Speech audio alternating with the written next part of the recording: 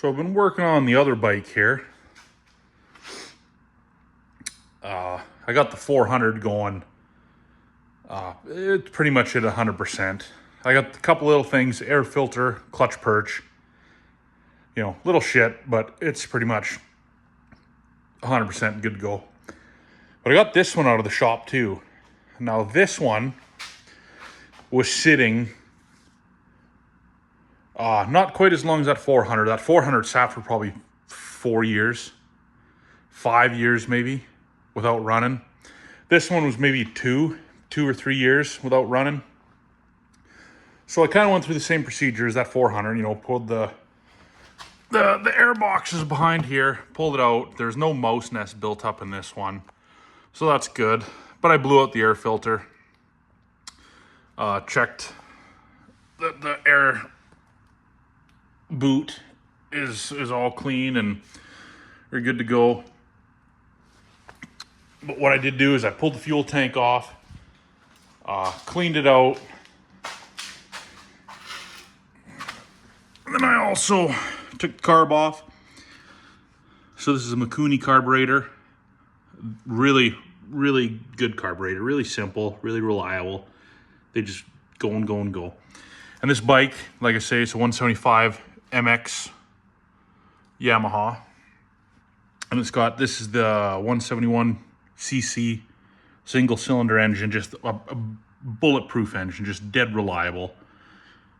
So I pulled the carb out, float bowl off, pulled the float out, pulled the jets out, the cylinder valve in it, pulled that out, cleaned everything up, and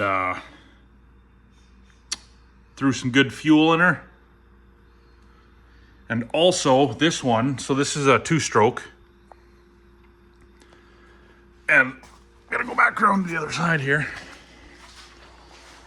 But since this is a 2-stroke, what Yamaha did is they actually had on the other side, behind the cover on the other side, is actually an oil reservoir. These had an auto oiler in them. So on the cover on the other side, there's the little oil reservoir. And these right here, these are the 2 oil lines. So this is the one, the gravity feed line that goes down into this oil pump. The oil pump's behind this cover right here. And it actually then returns, the pressurized oil returns up and comes through this line here and feeds directly into the carburetor. So and this one works. A lot of guys on these old Yamahas, or even I think the 2-stroke Hondas that had the auto oilers on them, they would just bypass them altogether. Like they just pull these lines off and cap them, and then they would just pre-mix their fuel.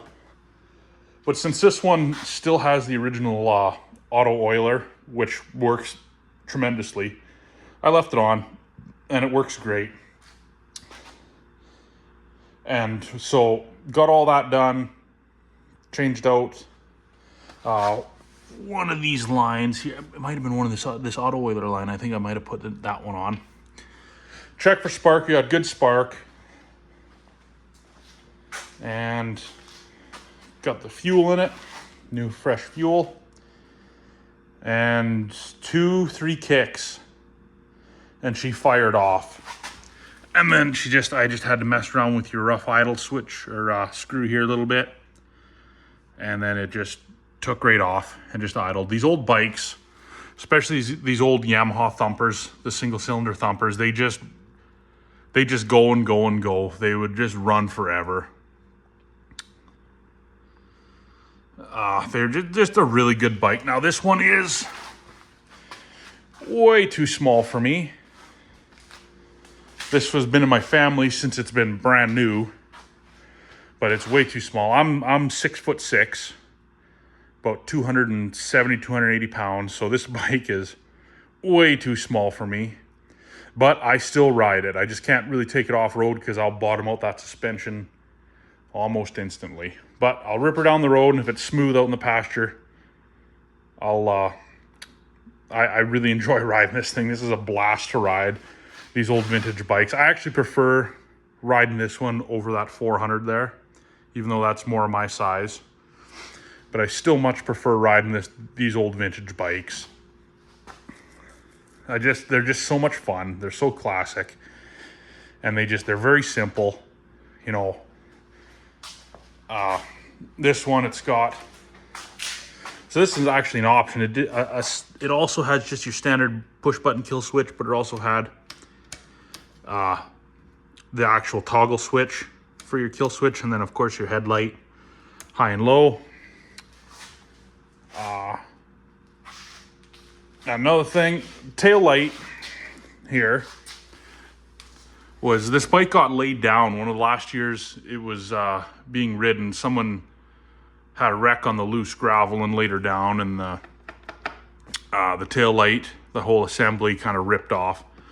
So I've had some feelers out on eBay for a new one. Like, you can still buy this whole assembly brand new from Yamaha, which is pretty awesome, but pretty awesomely expensive as well. So see if I can pick up one used or a new old stock off of eBay. And also the clutch handle here, I think the same wreck that took off the tail light, the clutch handle got bent up pretty good. Now, I could try to take this off and straighten it in a vise, maybe put a little heat to it, but I'd just be horrified if this broke, since this is original to the bike. I mean, it's not that big of a deal. It still works, but just you can only get about 2 fingers on it. But it works. And also your throttle. The throttle was a bit sticky on this, but I got it freed up now, so it returns. And yeah, she just runs. I've put, I don't know, probably 15 or 20 clicks on this bike since I've had her going. And it's just a lovely machine. Just absolutely lovely. I'd like to get another older Yamaha from the 70s or the 80s, but maybe a bit bigger, like a 250 would be pretty wicked. Because these old bikes are just so special. And I'll have to do a video of this bike running. I actually had it started. I had the door open there, and when it first kicked off, it ran, but then, you know, 2-stroke, she was kicking out a lot of smoke into the garage here, and I was pretty worried it was going to set off the smoke detectors, but it didn't. I got to the exhaust fan in time. But no, and then just pulled her outside, and she just idled there for a couple minutes, and I took her for a spin, and she just runs just wonderfully. There's something special about these old bikes. There really is.